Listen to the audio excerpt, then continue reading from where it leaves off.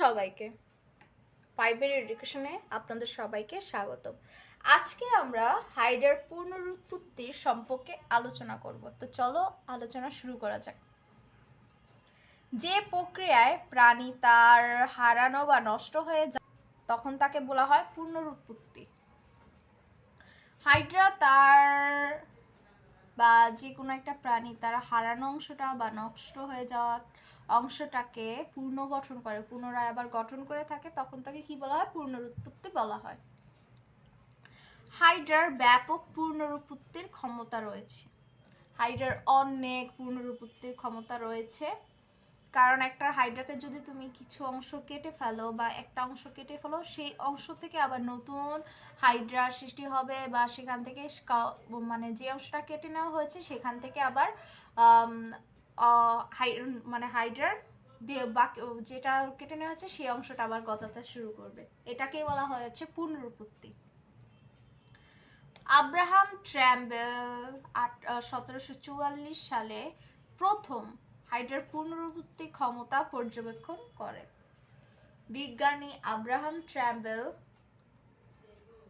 1744 সালে হাইড্রার পুনরুৎপত্তি ক্ষমতা পর্যবেক্ষণ করেন। কোনো হাইড্রাকে যদি কয়েক খণ্ডে বিভক্ত করা হয় তাহলে প্রত্যেক খণ্ডই এর হারানো অংশকে পুনঃপতন করে নতুন হাইড্রা সৃষ্টি করে।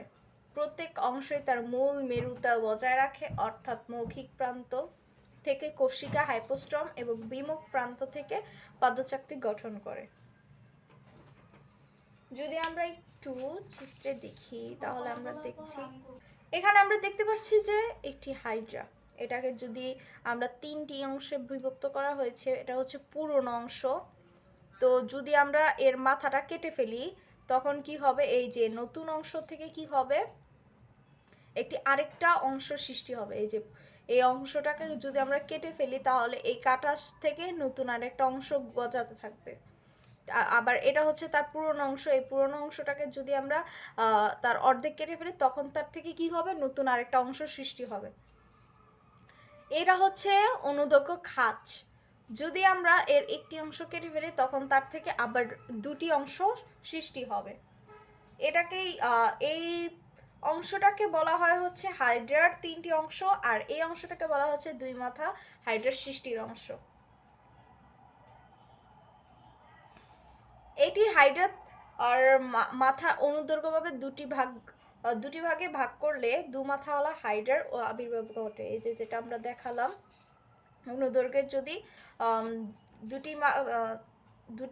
যদি আমরা অনুদৈর্ঘ্যকে 2টি ভাগে ভাগ করি তখন তার কি হবে? 2টি মাথা গজাতে থাকবে।